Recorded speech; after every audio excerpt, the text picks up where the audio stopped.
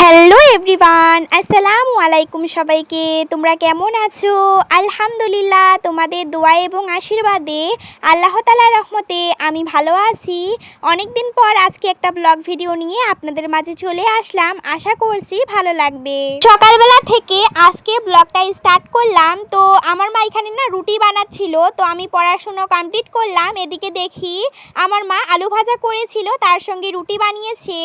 তো খাওয়া দাওয়া কমপ্লিট করলাম সকালবেলা। আর তোমরা সবাই কেমন আছো অবশ্যই কিন্তু আমাকে কমেন্ট করে জানাতে ভুলবে না।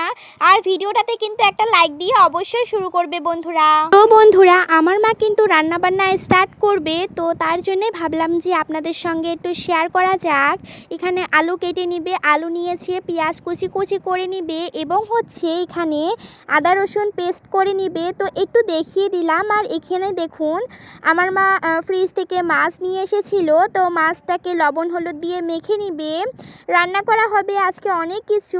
আর একটুখানি মাছ ছিল মানে মাথা, তো ওটা কিন্তু ফ্রিজের মধ্যে রেখে দিলাম। এখানে আলুটা আমার মা ভালো করে কষিয়ে নিচ্ছিল, একটু জল দিয়ে দিল, ভালো করে দুপুরবেলা রান্নাটাকে করে নিচ্ছিল।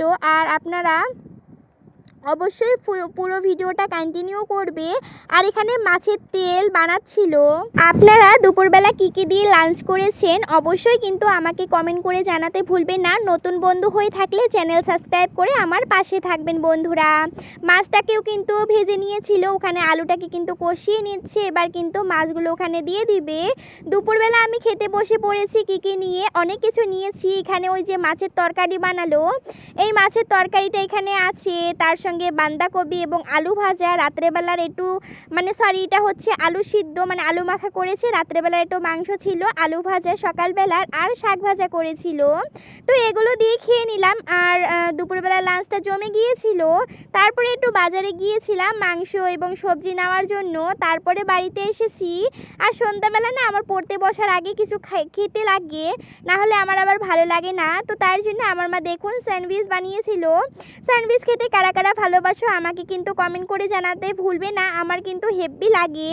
তো সন্ধ্যাবেলা খাওয়া কমপ্লিট করার পর আমি পড়তে বসেছিলাম। এখানে আমার মা রান্নাবান্না করছিল, আলু দিয়ে ডিম কষা করছিল, তার সঙ্গে আরও হচ্ছে এখানে জল দিয়ে দিল। জল দিয়ে এটাকে কিন্তু ভালো করে আস্তে আস্তে রান্নাটাকে করে নিবে। আর খেতে কিন্তু অসাধারণ লেগেছিল গাইস, কি আর বলবো, মানে অনেক দিন পর এরকম করে রান্নাটাকে করেছে।